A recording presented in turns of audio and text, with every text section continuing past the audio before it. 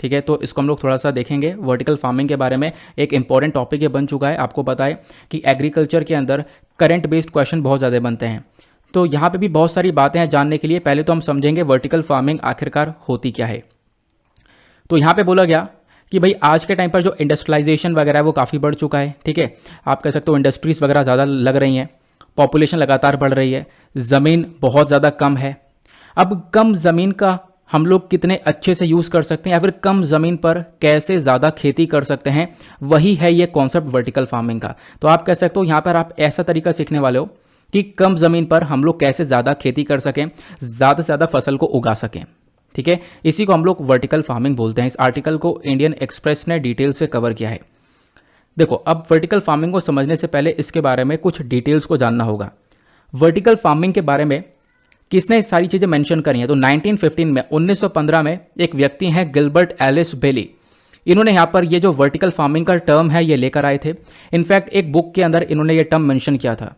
तो ये 1915 में, आज से कई सौ, मतलब आप कह सकते हो 100 साल पहले का ये मुद्दा है।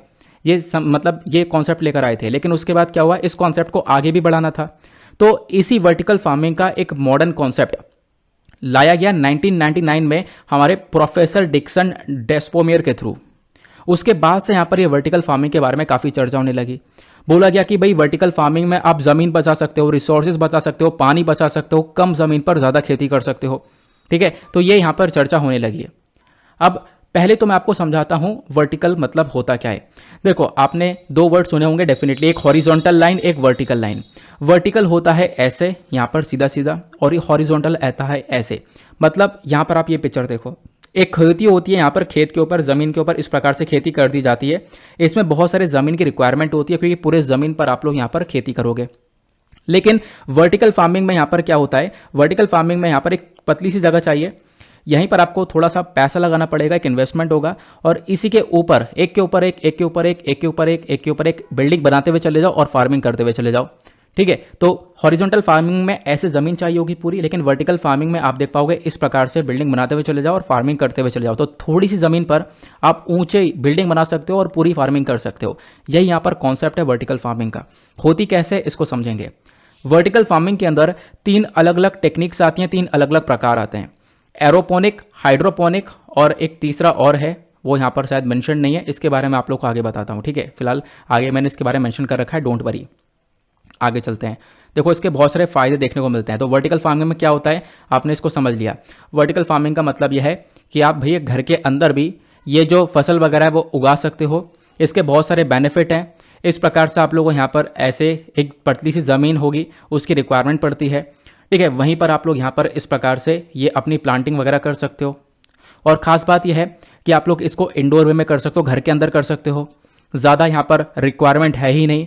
और जब इंडोर वे में करोगे तो उसका एक फ़ायदा ये भी है, जो आज के टाइम पर एक्सट्रीम वेदर है, लगातार काफ़ी गर्मी पड़ जाती है, जिसकी वजह से फसलें डैमेज हो जाती हैं, वैसा कुछ नहीं देखने को मिलेगा।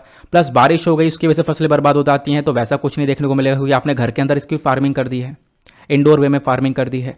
तो ये सारे इसके बेनिफिट्स देखने को मिलते हैं। अब जैसा मैंने आपको बताया, ये जो वर्टिकल फार्मिंग है ये 3 प्रकार की देखने को मिलती है, हाइड्रोपोनिक्स, एरोपोनिक्स और एक्वापोनिक्स। ये तीनों क्या है, एक एक करके समझेंगे। देखो, हाइड्रोपोनिक के अंदर क्या होता है, जो पानी है उसकी रिक्वायरमेंट बहुत ज़्यादा कम होती है। इनफैक्ट हाइड्रोपोनिक का अगर हम लोग पिक्चर को थोड़ा सा जूम करके देखें तो इस प्रकार से आपको देखने को मिलेगा। हाइड्रोपोनिक एक मेथड है जहाँ पर हम लोग क्या करते हैं, जो प्लांट है उसको लगा देते हैं एक ट्रे में, और उसकी जो जड़ें हैं वो खुले में हम लोगों ने लटका दी है, या फिर आप कह सकते हो ये लटकाते नहीं है, सॉरी, जो जड़ें हैं इसकी वो हम एक सोल्यूशन के अंदर डुबो देते हैं। एक सोल्यूशन, एक पानी बनाया जाता है, उस सोल्यूशन के अंदर में बहुत सारी एक्स्ट्रा चीज़ें ऐडेड होती हैं।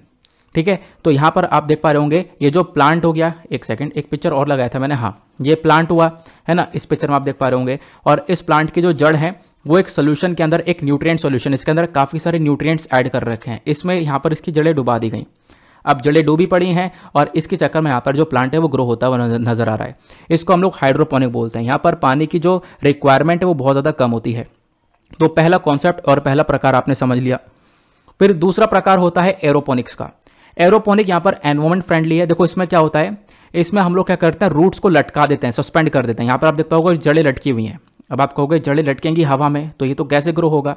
देखो, यहाँ पर मिट्टी की आवश्यकता नहीं है, जड़ें यहाँ पर सिर्फ लटका दी और लटकाने के बाद में इस पर पानी की छींटे मारते हैं, बस पानी को स्प्रे करते हैं। वो कौन सा पानी है? वो यही वाला पानी जिसके अंदर अलग से न्यूट्रिएंट्स ऐड कर रखे हैं। तो यहाँ पर आप देख पाओगे ये असली पिक्चर है एरोपोनिक्स का। यहाँ पे पेड़ लगाया गया, ये इसकी जड़ें हैं, इसमें यहाँ पर छींटे मारी जाएंगे और इस प्रकार से पेड़ ग्रो होता रहेगा। यही सिस्टम आप इसके ऊपर बना सकते हो, फिर इसके ऊपर बना सकते हो, फिर उसके ऊपर बना सकते हो, ऐसे एक के ऊपर एक करके यहाँ पर इन प्लांट्स को लगा सकते हो। तो ये दूसरा प्रकार हुआ।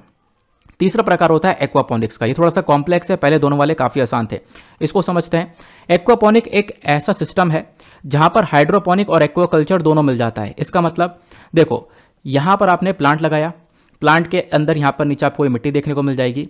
अब होता क्या है, इसमें हम लोग एक ऐसा पानी का इस्तेमाल करते हैं जिसमें यहाँ पर आप देख पाओगे मछली वगैरह पल रही हैं। ये एक यहाँ पर एक बकेट है, इसके अंदर पानी है, इसके अंदर मछलियाँ पल रही हैं।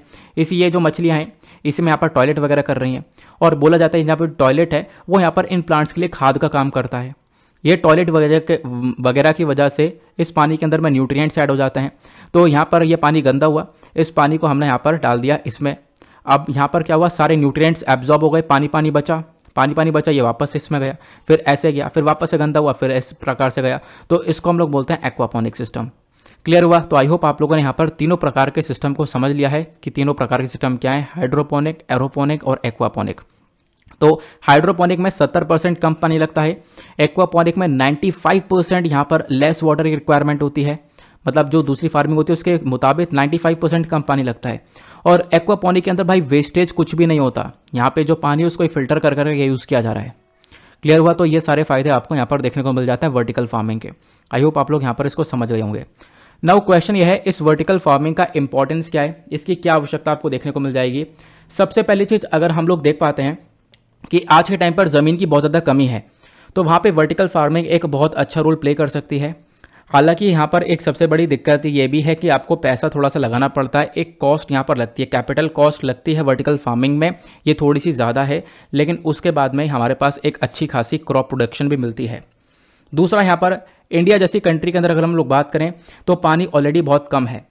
अगर हम लोग पीने पानी योग्य के बारे में चर्चा करें तो 4%, जितना भी दुनिया भर में वाटर उसका 4% वाटर इंडिया में आपको देखने को मिल जाएगा। पानी ऑलरेडी काफ़ी कम है, तो हम क्या कर सकते हैं, इन्हीं मेथड्स का इस्तेमाल करके पानी को और ज़्यादा सेव कर सकते हैं और उस पानी का एक अच्छी जगह पर इस्तेमाल कर सकते हैं। क्लियर हुआ? तीसरा इंपॉर्टेंस यहाँ पर आप देख पाओगे, यहाँ पे जो फसल लगाई जा रही हैं यहाँ पर किसी पेस्टिसाइड का इस्तेमाल नहीं हो रहा है। सबसे बेहतरीन बात, मतलब किसी कीटनाशक का इस्तेमाल नहीं कर रहे हैं। होता क्या है, जनरली जो फार्मिंग हो रही है वहाँ पर बहुत सारे कीटनाशक कीटाणु को मारने के लिए दवाइयों का इस्तेमाल किया जाता है, लेकिन इस वाले सिस्टम में वर्टिकल फार्मिंग में इस प्रकार से किसी भी दवाइयों का इस्तेमाल नहीं किया जाता है। ठीक है, तो इससे क्या होता है, हम लोगों को एक तरीके से आप कह सकते हो एक हेल्थी प्रोडक्ट मिल रहा है, और जो कि हेल्थ के लिए काफ़ी हद तक अच्छा होता है। ठीक है, तो ये यहाँ पर आपको इसका इंपॉर्टेंस देखने को मिल जाएगा। आई होप आप लोगों ने यहाँ पर इसके बारे में सारी इन्फॉर्मेशन अच्छे से ले ली है, वर्टिकल फार्मिंग क्या होता है। और